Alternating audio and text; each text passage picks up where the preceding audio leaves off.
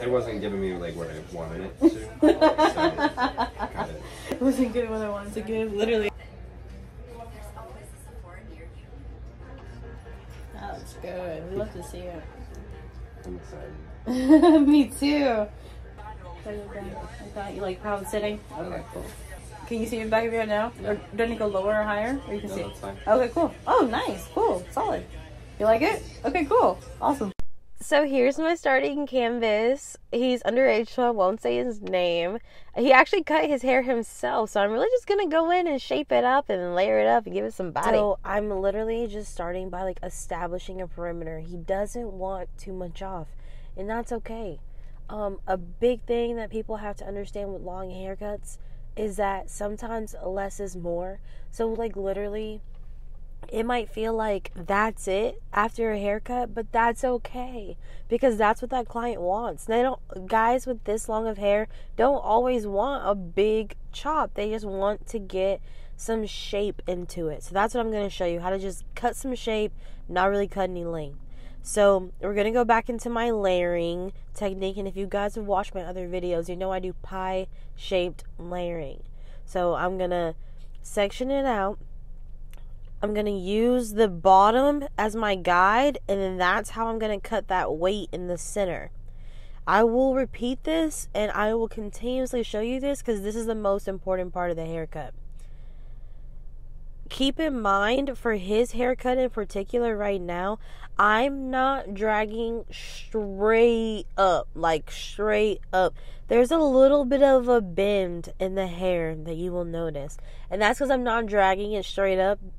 I'm not doing that because this is my first time with this client in particular, and not everybody is ready to feel like so much hair is off so fast. So I'm actually doing this to maintain the weight at the top of the hair. This is a good tip for clients with thinner hair, but clients with thicker hair typically like it cut. You can see right there the excess, and you can see how it's folded at the bottom. This means I'm not dragging it straight up, and I'm just going to cut that excess right there. Again, I'm going to cut the excess right there. You see, there's my guide. The ruler's sitting on top of my guide, and I'm going to cut the excess. And that's how you cut the layering into the hair. Now, once I finish cutting the perimeter, I'm going to show it to him, and he lets me know that he gives me permission to go forward with cutting more layering per my recommendation. But sometimes, and it sets a really good impression to ask your clients for permission with their hair. Lots of times clients have been butchered or had their hair chopped off by other people. I call it PTSD because it really is. I feel like it's just as traumatic for them. So asking them permission to handle their hair goes a long way, I've noticed. If you guys can nail just 90-degree layering, and I suggest you dive deeper into it and look it up. I'll be posting more videos on it in the future, so make sure you subscribe for more content like this. But if you can nail 90-degree layering, then you have the foundation for most of your haircuts that are like this. Now, there are other techniques that go into it, but I think it's an important technique to understand, so then we can understand how to incorporate it. But look, I'm just pulling his hair straight out. There's length that's going to fall, and that's okay. Let that fall. And like right where it falls out at, look, that's where I'm going to cut. Because that lets me know like that's enough to like shape up, like to like add some shape into his hair. We really want to leave the perimeter where it's at. So that's why the hair falling out, that's a good sign that it's okay to cut now, And the same thing right there. And look at the shape that it's adding into the hair. You can see how the side to the right has that little bit of flip. It looks a little bit lighter. And the side to the left, you can see the weight hanging on the hair. That's what's making that hair appear straighter, just like that. That's the weight.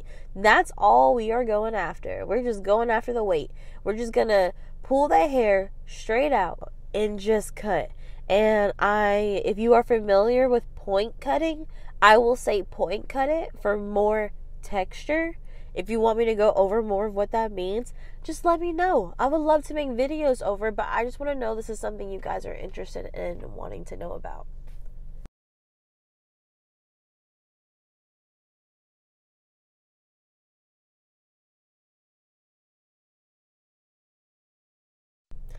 So I'm going to continue my pie sections and my layering, pulling straight out. You see, I'm just evening it up with that guy. You see, everything's getting its shape. It's coming to life. We love to see it. This is the part where people are doing their little, half check in the mirror and they're starting to get excited. And I do leave the front for last. Sometimes we'll see what I did here. Honestly, sometimes it does vary, but I tend to leave the front for last because, I like to angle the front and then layer what's flat. What goes in this mirror? We're gonna go this one. Okay. Can you see the layering in there? Yeah. Do you like the layering in there? Yeah, I do like that. There is a little heaviness left right here because I didn't know how much layering you wanted. Mm-hmm. There is some heaviness still right here because I didn't want to take it because it's gonna come up to like in here if I do the layering where I want it to do, but it'll give it more of a feathered effect. Okay. Instead of being so heavy. So if you're cool with that, I like to do that. Sure. But I just wanted you to see how it was laying before I did that. Yeah. Okay. Because it feels lighter. Sorry. So some people feel like they're losing length there. So I just wanted to show you what it looked like before. You see that? I don't just be talking out of my ass. Everything I say in these videos is tried and true. It is what I do. And I do have an 86% retention rate. 86% of the people that come in here come back to me. And this is why. I just ask the questions that no one else asks. So he gave me permission to go ahead and go in there with more layering. So that's exactly what I'm going to do. And you will see that the angle is going to start, where it is, pay attention to the top of the head, that crown area at the top of the head, where if you put a comb on the top of the head where the comb will round out, you're going to notice that area start to, lift and flip out a little bit more. It's important to know what the client is looking for when they're getting this haircut. That's why I continue to explain it. But you see how the top, that crown area, is not looking so heavy anymore? That's all they want. And guess what? You could do literally half to the third of the work that you do when you do a fade and make the same money. You can do this haircut in, I can't even tell you. If I wasn't recording a video, I could have done this haircut in 10, 12, 15 minutes. And technically, if you really wanted to for long haircuts, you could charge more. Because it is like a specialty, I guess. But I don't, because it's a haircut, I just want to show you guys that it doesn't have to be that hard. And look at that, it's coming together. So I flipped it back. And I'm going to style it with primer by Barber. I'm teaching my client how to style his hair right now. It's really important to show your clients how to maintain this look at home, And that's another big part of having them come back to you. So I asked him how he styles it first, so I showed him how to make it a little easier on himself. I showed him how to find his part. And if you guys ever struggle with finding the part, then I suggest you push the hair forward, how his hair started off, rewind if you don't remember, and then use the comb to fold the hair back, and you'll see the hair naturally start to spread somewhere. That's where the natural part lies. I'll plug in a little video of me doing it to his hair at the end. But for now, also, I want you to realize I am using trimmers on a scissor cut, because I feel like trimmers is a really great way to add that cherry on top. You could do it with shears. I don't know. Maybe it's just my training with trimmers, and I feel like I get that effect that I want to. I think I like how the trimmer kind of makes it not so perfect like shears would, because a lot of my clients want that no haircut look. So I'm just if he think about it as if he were to wear it in a bun, I would want his neck to look clean. And so that's another good part, easy way to make this haircut look really nice and clean. So the next thing I'm going to do is help my client style his hair. But something that feels lotiony, something that feels soft, because that's the type of texture you're going for. Just so you know, even when you're looking at products down the road and you see something at a store you like, that's how you know that's what you like. It's something in that texture. And so you would just run it through your hands real quick, literally a dime size, and just, I like for it to stick on. You can do this as soon as it's wet. Like after you do like the forward thing, you comb it forward, like you can put the product in at this time if you want to. And then that's when you'll take it with a comb. The easier way for me, I feel like, I don't know, this is what a hairstylist does. Like if I'm finding your part, I fold your hair back and I see where does it want to separate, and then you can separate it there if that makes it easier, and then just finish styling it with the comb. So that's like the key. Like you see, I can just like, so that's like a little trick.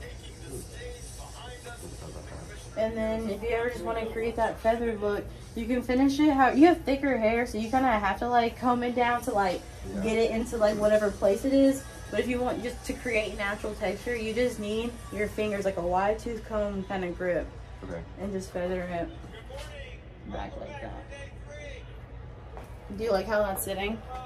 Yeah. Good. I'm glad. I like it too. Okay, like I just like to clean up on the neckline and the sideburns a little bit, and then you'll be good. So there you guys have it. That's how I do the flow haircut, the hockey haircut, the long haircut, whatever it is that you want to call it. This is how I add layers and texture into long hair without cutting too much. And I hope this video has been helpful for someone. If it has, please like it. Please leave a comment letting me know how this video has helped you. And don't forget to subscribe. See you guys on the other side. Thanks for watching. I hope this has been helpful.